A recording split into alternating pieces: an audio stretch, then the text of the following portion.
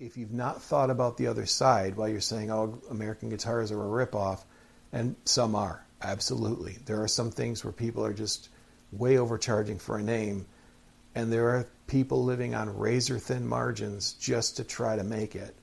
And we'll see more and more of those businesses shut down. And then you have to ask yourself, is it worth preserving a lifestyle? Is it worth preserving an industry for people to invest in it, or do you just let it go the way of the dinosaur? So, want to lay down, or you want up there? You can go up there. It's not a problem. It's a good girl.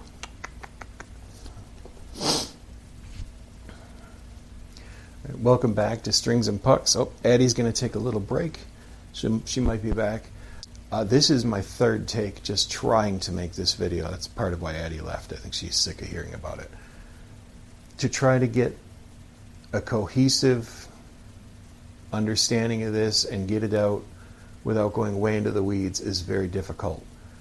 So I want to talk to you about pricing, about what everybody's been through, the changes I've seen in my life to imported guitars, and my own experience with USA guitars. I watched a fret knot video earlier today on a Les Paul style guitar that they had, and the final price for that guitar was $220, and it's beautiful. The finish is beautiful. They spec'd it out, really well done, sounded great, and again, your final cost as a consumer is $220. There's a fiscal reality to building something in the United States. So $220 for a finished Les Paul. So let's say you prototype a USA guitar, right? You've done all the work. You have pickups made in America. The body's made in America. The paint's done in America. Things you probably don't think of. To call a guitar an American guitar and register it as such, you have to have a high percentage of the parts of the physical components of the guitar made in the USA. And here's what I mean. So it's around 80% of the finished product has to have parts with a USA origin. And some of you who deal with getting parts and pieces in have already said that's almost impossible, and you're right. So I'm going to start just with the basics, give you some numbers, and then take it back to you on what imported guitars have done so well in the past couple of decades that I've seen. So to make an American guitar, obviously, once you've created it and you need to replicate it, now you have to have consistency on replication, right? If you build a guitar, and this is a complaint people have had about custom shops, is if they get a guitar they love and they get another one and they still pay the same money and it's way different, people get very, very upset about that. So creating it's one thing, then you have to find a shop where you believe the building will be within centimeters or less on everything to do with the wood of the guitar. The old Carvin advertisement for CNC machines was the consistency of their guitars, and this was on a DVD they put out in the late 90s, early 2000s. Their consistency was 1/8 of the thickness of a human hair. So if you took a human hair, split it into 8 pieces, their process allowed for the specs to be that close, guitar to guitar. And it's a big deal. But if you want a made in America body, and a body and a neck, you're going to be, especially if it's custom, the cost on that, on the low end, for those two items combined, and this is with wood that's cut in America, raised in America, kilned, everything, you're looking at a minimum of $300 just for a body and a neck. So you compare that now to the imported guitar I just mentioned, you're already spending $80 more just on the neck and the body than that guitar came back finished. You want a custom paint job, go to there was a website, the Guitar Paint Guys, but you could get a custom paint job for $250 around there, and that would be your metallic sparkle, your, just a beautiful paint job. So right now, neck, body, paint, $500 to $600. And that's with nothing else at that point. So I think you can start to see where it adds up quickly.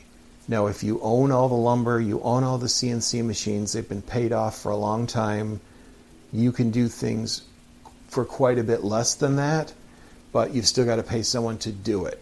So most of us who've had a job in any type of manufacturing, anything like that, if you went out and applied for a job, what do you think would be reasonable as a per hour salary, especially if you're making a premium instrument? And this is where the arguing starts, right? Let's say it's $20 an hour. Let's say it's $30 an hour. So I ran some numbers through an inflation calculator, and I took a base salary of $70,000 a year. There's a reason for that number, but that's the one I used.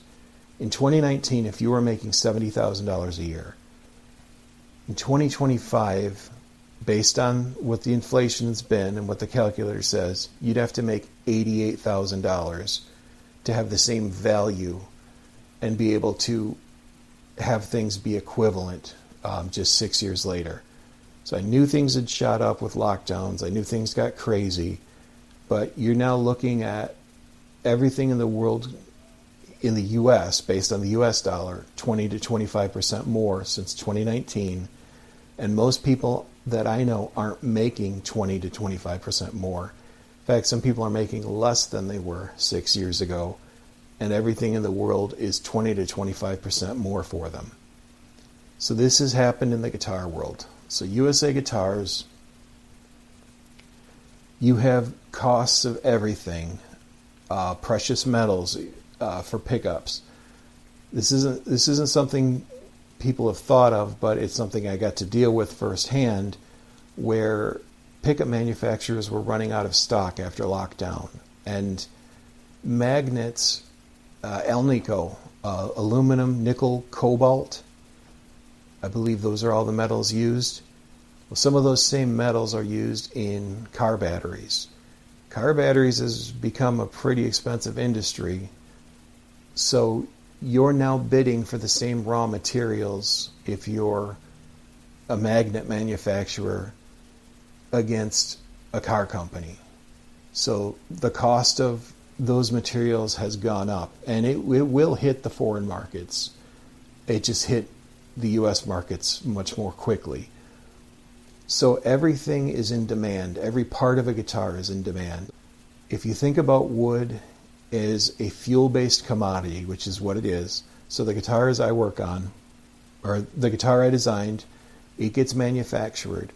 The best harvesting right now, timber harvesting, is in Colorado.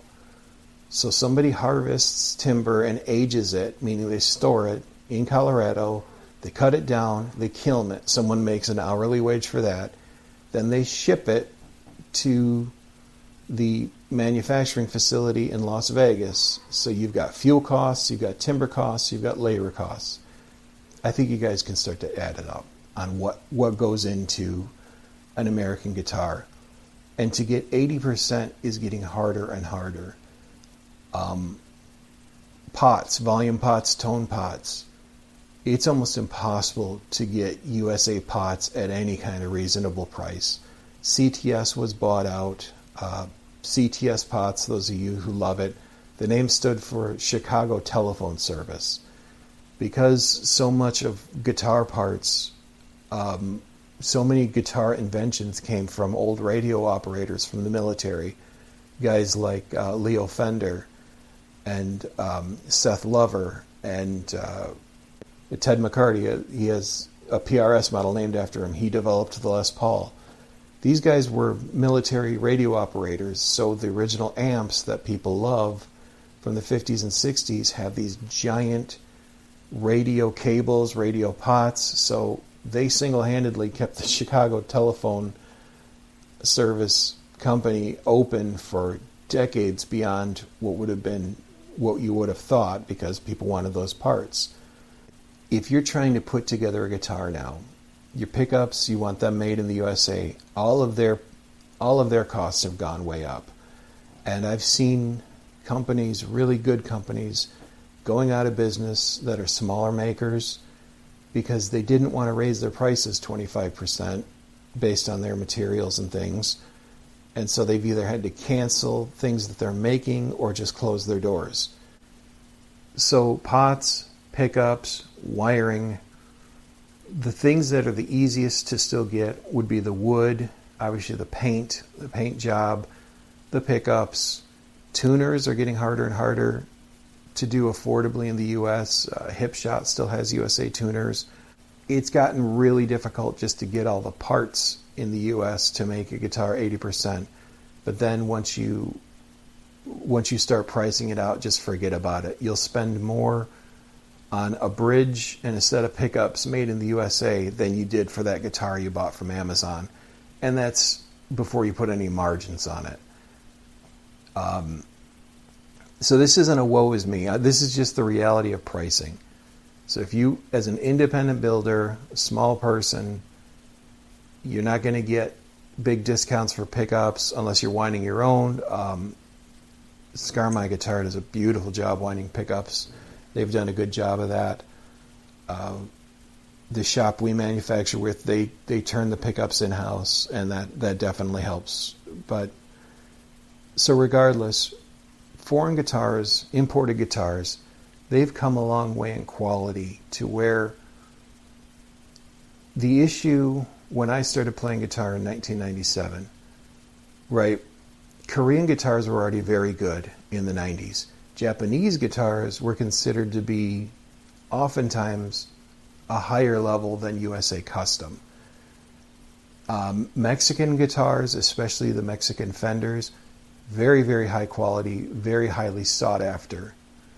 I watched all this kind of change, and here's kind of the pecking order when I started playing guitar.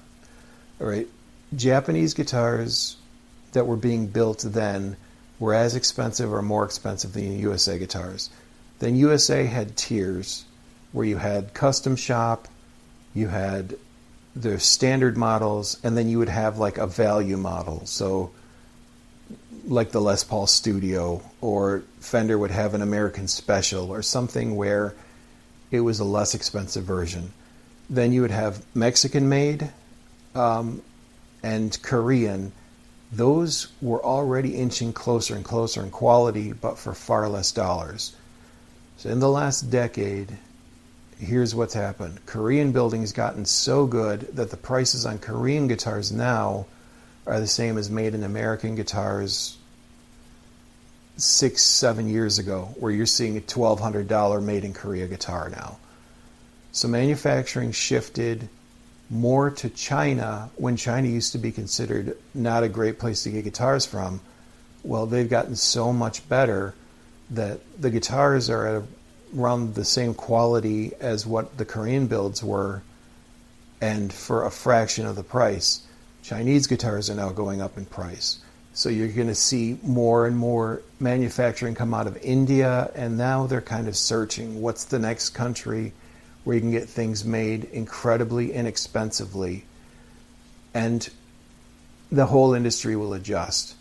So right now, China is what Korea was when I first started playing guitar. Super high quality and incredibly low price. And I think the thing we have to thank for that is CNC manufacturing. There are still good custom luthiers who go by hand, but for the most part, everything's done by CNC. That not only assures the quality of the build, but with a CNC machine, you can just scan a guitar, right? It's almost like it gets dissected by the machine and get it almost perfect. Add to that, American guitar companies, when they use like a World Music or Cort guitars, those models have a miraculous way of becoming available on other brand names. So Paul Reed Smith kind of headed this off. As their SE line gets better and better, they purchased a court facility that only does PRS. Almost all the SE line is made there, pickups, everything, because you're starting to see things that PRS did in manufacturing as features on other guitars. That's what happens when you go to an outside vendor, your secrets get shared. So now a Chinese facility where you can buy a finished guitar as from the store, essentially as a consumer for $200, has all the specs of PRS guitars, Fender guitars, Gibson guitars. It's not a guess. They were able to actually scan them in, and a computer will do it as many times as you want. The days of any kind of substandard build overseas in terms of the raw parts, since everyone's buying electronics already from China, Korea, they've already got those in-house. They pay way less for them, obviously. With CNC now, you've got things digitally done so that it's near perfect every time. The only thing you have to remember with CNC is to replace the blades or sharpen the blades often enough. So sometimes you'll get a dud guitar and you'll actually see burn marks on the neck or the body. It's because they didn't replace the blades soon enough. And that's another way they save money, because those blades do cost. But I guess I'm hoping to bridge the point home. USA now, you can't even have all the parts made in the USA because those factories have just closed. There's no money in it for them anymore.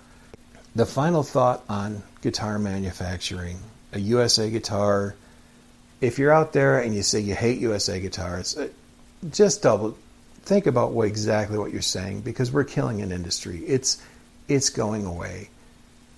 As an American, you probably expect a certain wage for your work. Obviously, so do guitar builders. As a consumer, you go out, you know what the cost of goods has been in the U.S. and how it's increased, and how people's hands are kind of tied. Guitar prices haven't all gone up 25% in the last 6 years. Some have tried to hold steady as they can. You can get a really good guitar now for $300, $400. I don't know how you ask someone to pay 10 times that for a guitar with, maybe it's better, and maybe it's even significantly better, but they can say, I can buy 10 of this guitar or one of that guitar. And most of us just aren't in a position to do that. So anyway, that's my 2 cents on the entire debate. They're not wrong in terms of quality. That imported quality continues to go up. They continue to invest in technology.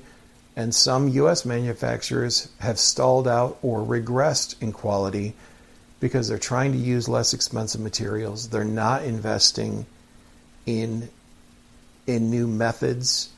And the luthier pool, the skilled pool of luthiers, is getting shallower. People who could actually do it by hand and do it the right way, because if someone puts in 100 hours building a guitar from scratch and wants to make a decent wage doing that, think about, so that's what, 3 weeks of pay, 2.5, 3 weeks of pay that would go into that person's life to build one guitar. You can see why the prices have climbed up so much. As always, let me know your thoughts in the comments. Is there just an inevitable that the USA guitar market is going to go away? It'll adapt as much as it can, but at some point, unless there's some big relief in raw materials and cost of living where your employees can make quite a bit less money and still have a good life, I don't see how we bridge this gap. And I think it's something at least worth discussing. I'm not angry at anybody. I think this is just reality. But I do want, if you've not thought about the other side while you're saying, oh, American guitars are a ripoff, and some are, absolutely. There are some things where people are just way overcharging for a name, and there are people living on razor-thin margins just to try to make it. And we'll see more and more of those businesses shut down.